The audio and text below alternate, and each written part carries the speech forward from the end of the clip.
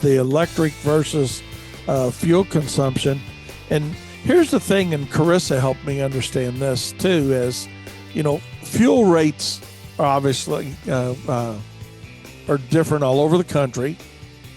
Okay, but so's electricity cost all over the country is different. But in our particular market here in Louisville, we looked up what we pay for a kilowatt hour, and that was on our invoice that we get every month. So you get probably on yours as well.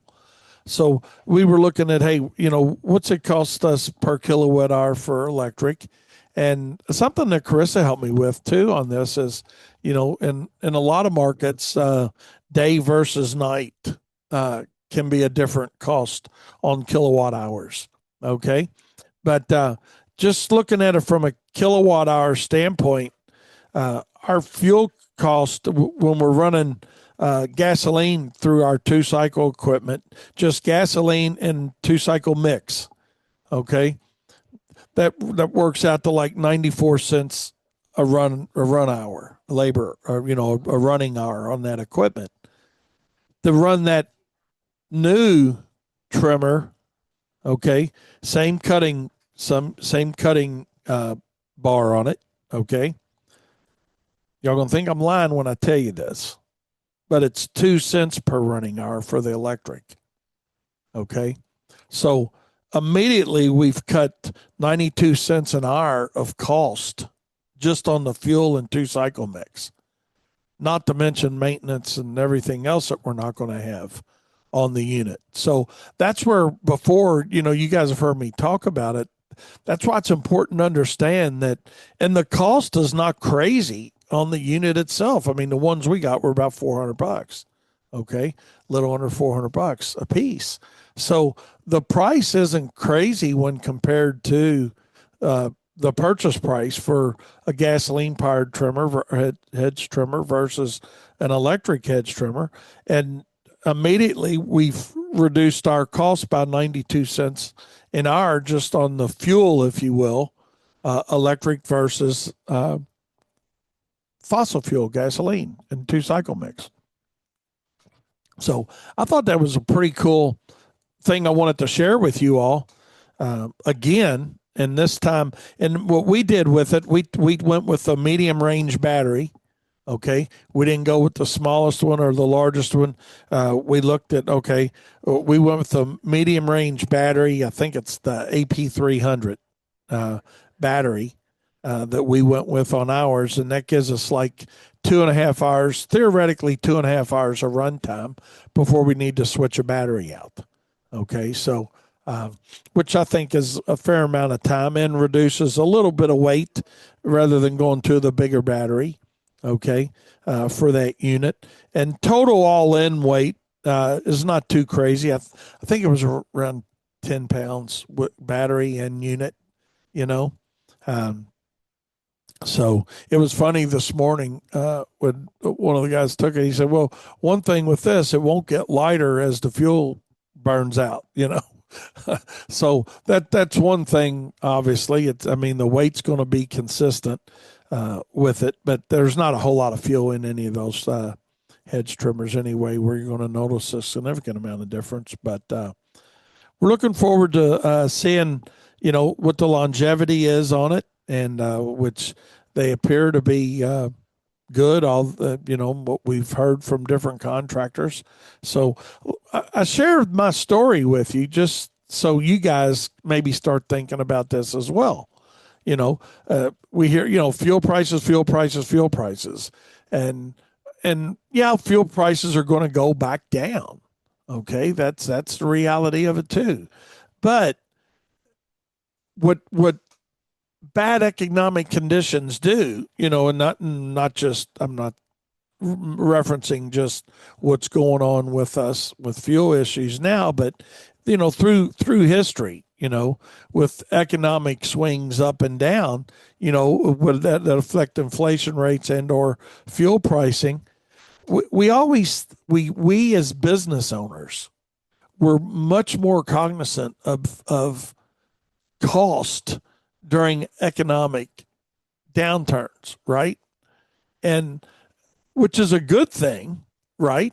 But I guess the question really is, why aren't you this cognizant of cost and understanding break even points and return on investments, and man, this is really eating into my profit margin, and why aren't you that concerned about it all the time? You should be, and then you've got a plan, and you can develop and implement a plan against it regardless of the economic conditions. In other words, we didn't just jump into battery because fuel went to, I think we're at 419 now here in Louisville, Kentucky for fuel, somewhere between 411 and 419 a gallon for regular unleaded fuel. Because the reality of it is, like I've talked about before, I mean, we were doing fuel cost at 425 a gallon for the last few years, and it never hit there, on our cost sheets. So we're gonna be able to absorb, if you will, uh, on any existing contracts, this issue. That's why we're not running around with our hands in the air saying, oh my God, what are we going to do? We've anticipated a higher fuel cost in all of our budgeting processes. Um, and that's just the way we do it. We anticipate higher than what we think it's going to go. And then what we simply do now is if we think, hey, this is going to be a long-term adventure, then we simply go into our cost sheets for trucks, lawnmowers, trimmers, blowers, sprayers, whatever, anything that's running fuel, and go to make one line item change from 425 to whatever we want to change it to, and it readjusts our cost per hour all the way down line for us. It's just that simple, so you don't have to make it as hard as we make it a lot of times, setting up a budget and doing a budget. And, yes, it's very important, when we think about fuel costs, but, most people aren't mowing acres at a time. Now, we all have bigger properties, but I mean, people, you guys out there that are doing residential lawns, I mean, quickly, I broke this down the other day for a guy, and I thought, well, hey, man, we're going to hang on to this and talk about it on radio.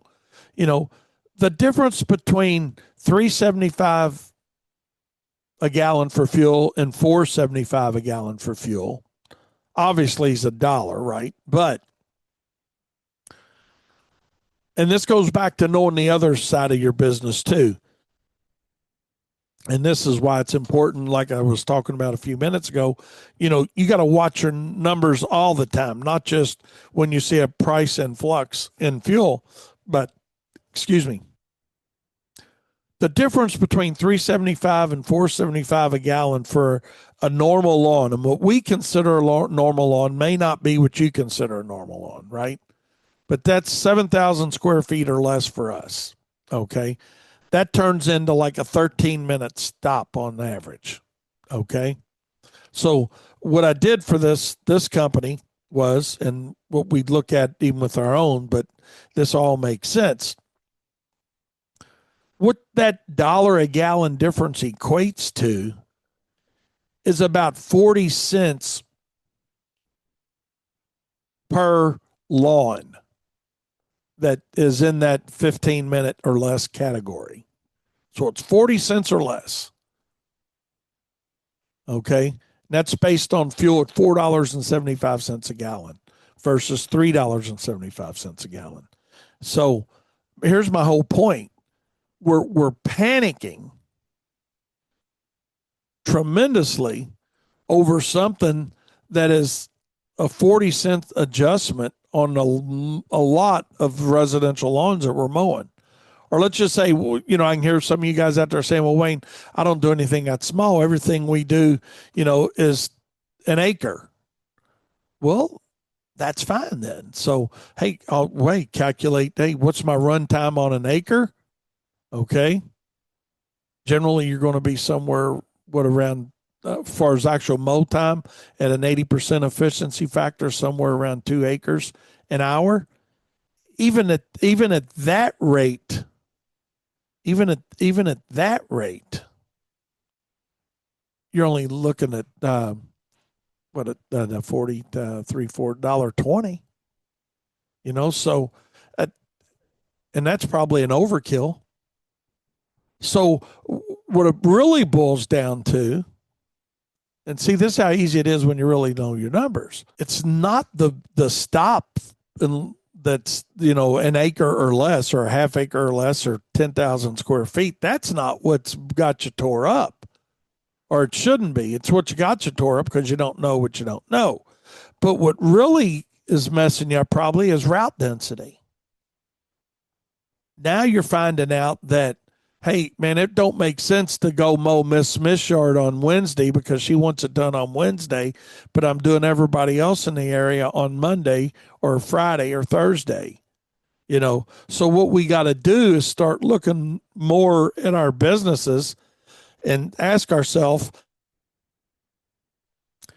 what are we doing from a route density standpoint? And not only route density, but what are we doing from the standpoint of, hey, maybe my most profitable thing I'm going to do is not take this account at all.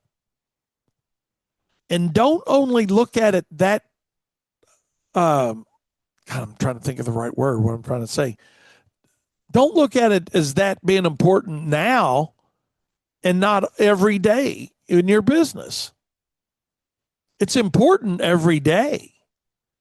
But when you've got so much drive time involved now, and you're pulling it with that F-250 or whatever. I just said an F-250. I don't care what you're pulling it with, But when you're pulling it with a truck that's getting 7 to 10 miles a gallon on a good day with a truck and trailer and load it with equipment, it becomes a big deal when you're backtracking on a 14 or 15-mile trip.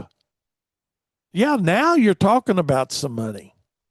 So let's look at route density all the time. Let's look at, does it make sense to, she's been a customer a long time and that's just the way they want it done. And if I don't do it, somebody else will. And, you've got to have yourself covered one way or another. You've either got to cover yourself in the option within your contract to add a fuel surcharge.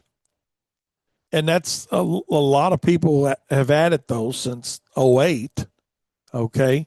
They still don't have a good understanding of why they're charging what they're charging, but they do have some verbiage within their contract, a lot of people, about, hey, if price range is here, we can go 10%, 8%, 7%, whatever percentage they've calculated. So we have, as an industry, protected ourselves a little bit. But if you really want to protect yourself, break that number even down further in a know why you charge what you charge basis for, and then come up with what that for your equipment and your labor due to drive time, right? Okay. And then also ask yourself, are you willing to make some changes on some accounts? Because it is the most profitable thing to do, is to make a change and to say no.